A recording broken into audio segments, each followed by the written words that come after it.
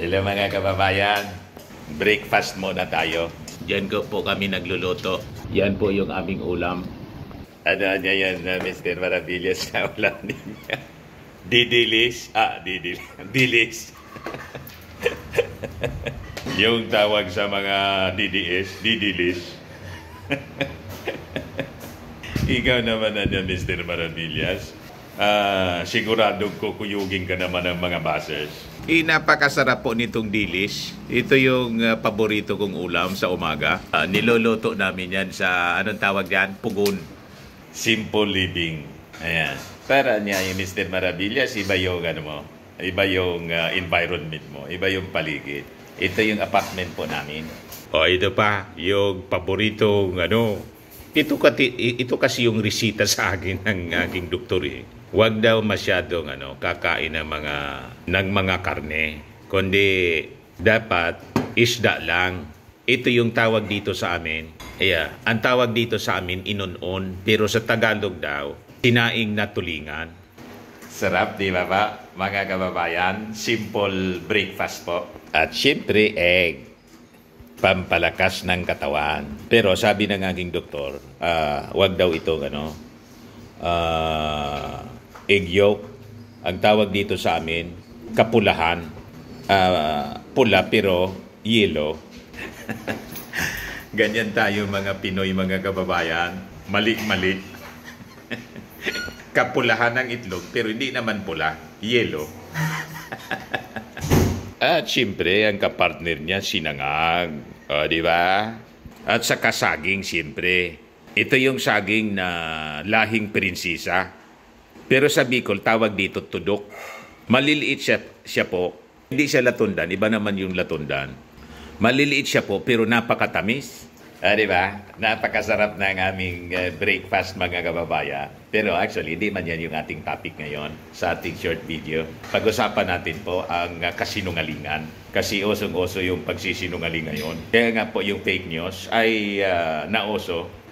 Kasi hindi alam ng mga tao, nagsimula siya, hindi man po ngayon, noong pang panahon, mga kababayan.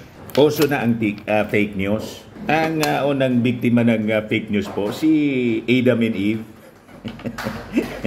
Alam ba ninyo na si Adam and Eve ang unang biktima ng fake news? Naniwala siya sa kasinungalingan ng Diablo. Niloko siya. Kaya ang mga lokohan ngayong panahon, lalo na sa politika, huwag na po kayo magtaka kung bakit ganun yan. Kasi that is an old story, ang origin yan. Ang author ng kasinungalingan kasi po, kaya madalas we encountered people na napakasinungaling.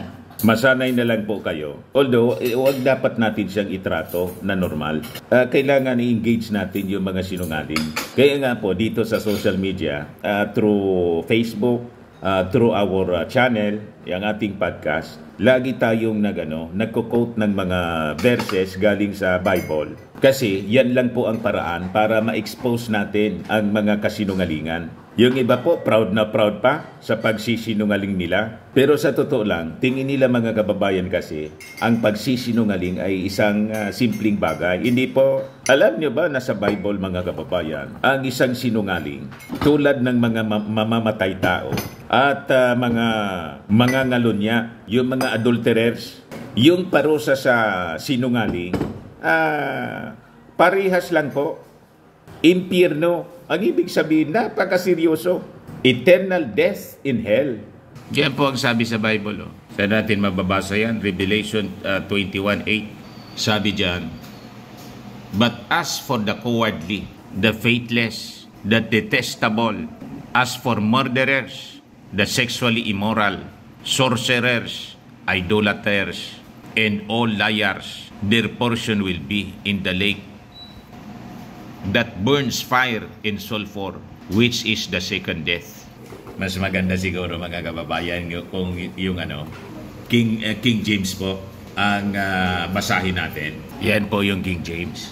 But the fearful, the unbelieving, and the abominable, and murderers, and warmongers, and sorcerers, and idolaters, and all liars shall have their part in the lake of fire, in the lake which burneth with fire and brimstone.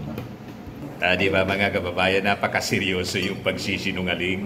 Kaya kung proud kayo na maging follower ng mga sinungaling, nakita naman po ninyo yung mga leaders na sinungaling, kapahamakan po ang kanilang kanilang pong kinasadlakan, kinahantungan po.